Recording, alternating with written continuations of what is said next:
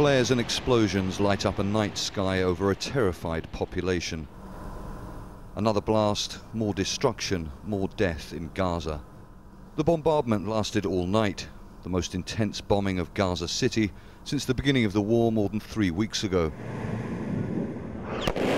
Airstrikes like this, one of 3 targeting a building in the port.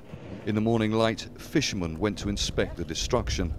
There'd been like a constant bombardment in this area and in various others around Gaza, but it was very early in the morning that there was a sudden lull. This lasted about half an hour, and then there were 3 airstrikes on the building behind me, which is used by the fishermen to keep their equipment in. The streets were virtually empty as we drove around Gaza City. The Amin Mohammed Mosque, one of the largest in Gaza, was also targeted. Firemen finally arrived to put out the blaze. Young men try to retrieve what they can from the smoking rubble. I'm collecting the Qurans. The airstrikes happened around 3 in the morning.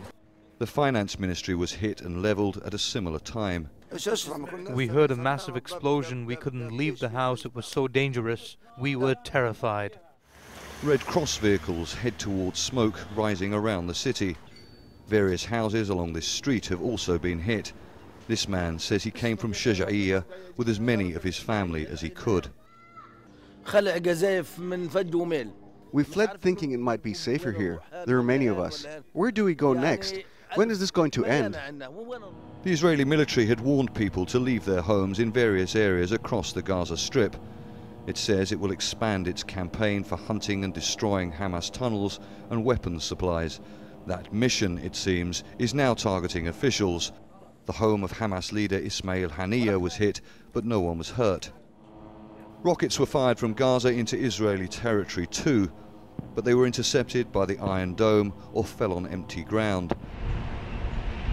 Daylight may have given the chance for people to survey the destruction, but as drones circle above and the attacks continue, few people are taking that risk. Charles Stratford, Al Jazeera, Gaza.